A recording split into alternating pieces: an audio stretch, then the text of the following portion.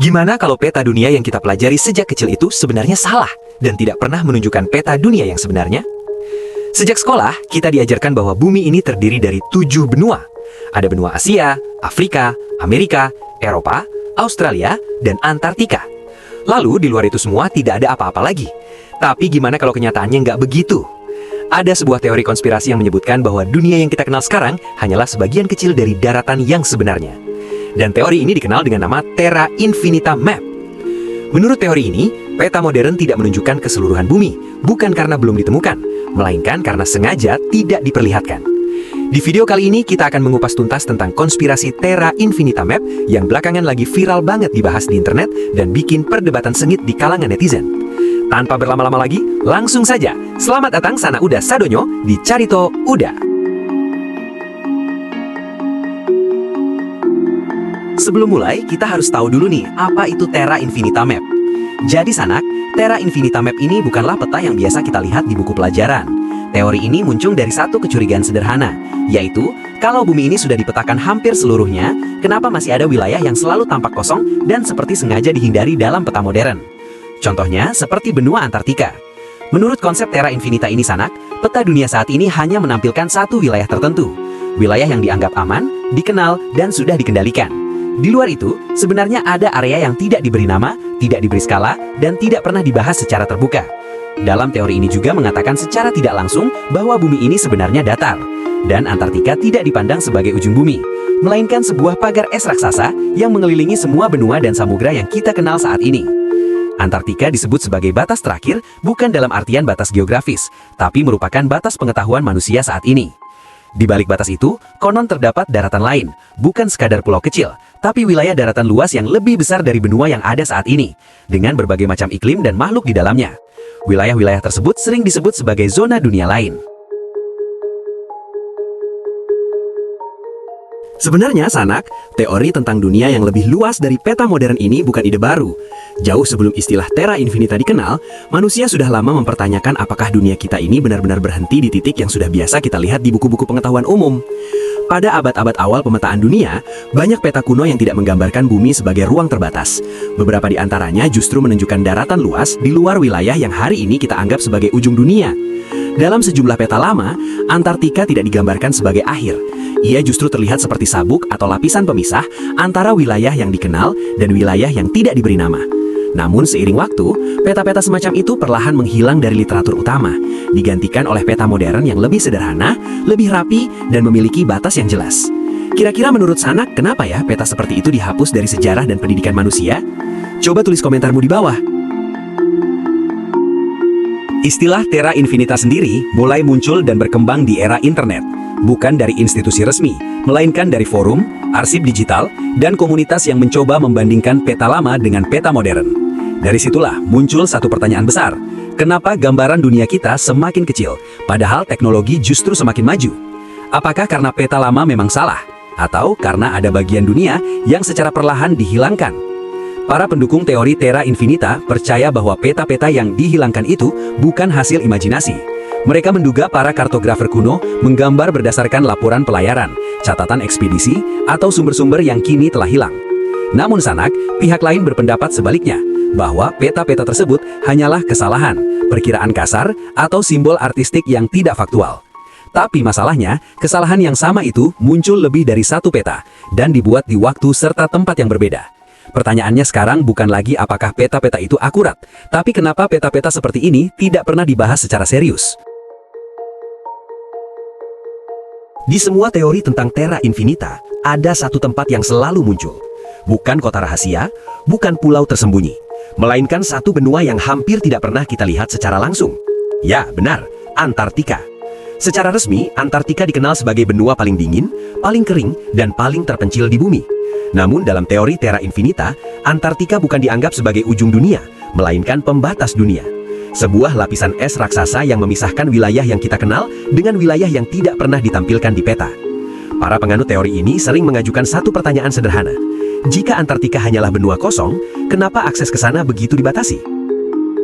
Sejak pertengahan abad ke-20, Antartika berada di bawah perjanjian internasional yang membatasi aktivitas militer, eksplorasi bebas, dan kepemilikan wilayah. Secara resmi, pembatasan ini dibuat untuk menjaga lingkungan.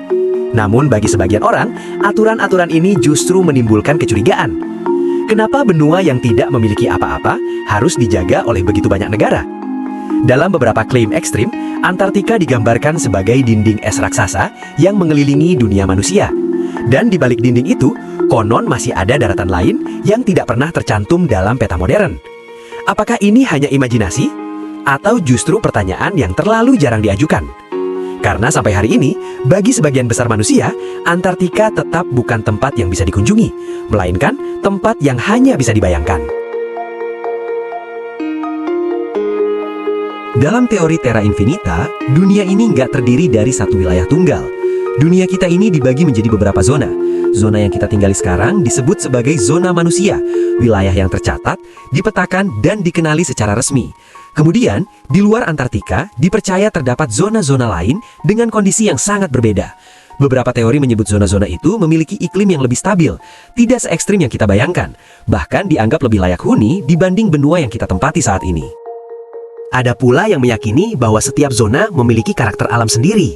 Langit yang berbeda, siklus siang dan malam yang tidak sama, bahkan bentuk kehidupan yang asing bagi manusia.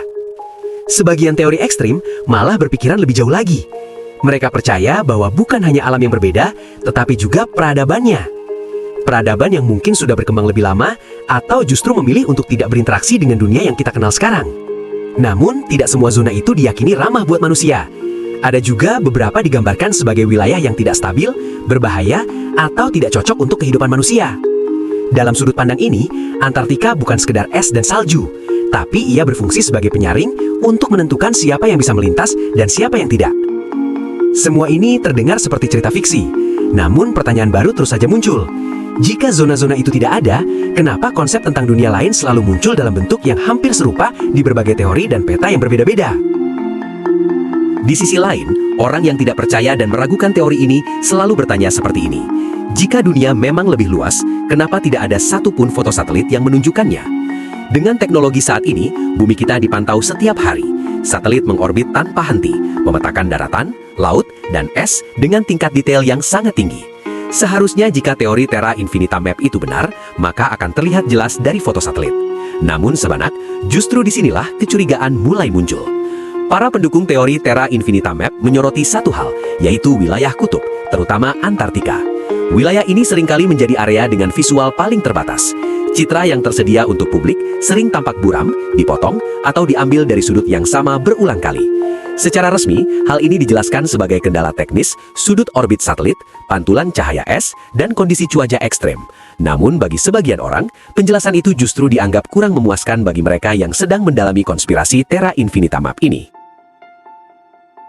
Beberapa teori menyebut bahwa informasi tentang wilayah tertentu disaring sebelum dipublikasikan. Bukan untuk menutupi dunia lain, melainkan untuk menghindari kepanikan atau menjaga stabilitas global. Ini bukan tuduhan, ini hanya kecurigaan. Tapi sejarah menunjukkan satu hal, yaitu informasi tidak selalu dibuka sekaligus. Seringkali informasi itu dibuka ketika manusia dianggap sudah siap. Pertanyaannya sekarang adalah, siapa yang menentukan kapan kita siap melihat dunia yang sebenarnya? Bagaimana menurut Sanak? Di luar teori dan kecurigaan, sains memiliki satu prinsip dasar, yaitu klaim luar biasa membutuhkan bukti yang luar biasa. Hingga hari ini, tidak ada bukti ilmiah yang mendukung keberadaan daratan besar tersembunyi di luar peta dunia modern. Pemetaan bumi saat ini dilakukan melalui kombinasi satelit, GPS, radar, dan pengukuran geofisika yang dilakukan oleh banyak negara berbeda. Menurut para ilmuwan, jika benar ada benua lain dengan ukuran signifikan, harusnya anomali gravitasi, perubahan medan magnet, atau pola tektonik pasti sudah terdeteksi. Dalam pandangan sains, peta dunia tidak mengecil, melainkan justru semakin detail. Dan banyak peta kuno yang terlihat aneh dipahami sebagai hasil keterbatasan teknologi, kesalahan navigasi, atau simbol yang tidak dimaksudkan sebagai gambaran fisik dunia. Namun sains juga mengakui satu hal, yaitu tidak semua misteri bumi telah sepenuhnya terungkap. Masih ada wilayah yang sulit dijangkau, data yang belum lengkap, dan pertanyaan yang belum terjawab. Bukan karena disembunyikan, melainkan karena pengetahuan manusia selalu berkembang secara bertahap. Meskipun tidak didukung bukti ilmiah, teori Terra Infinita Map tidak pernah benar-benar menghilang. Ia terus dibicarakan, terus dicari, dan terus dipercayai oleh sebagian orang. Salah satu alasannya sederhana, yaitu Manusia tidak pernah nyaman hidup di dunia yang terasa sepenuhnya diketahui.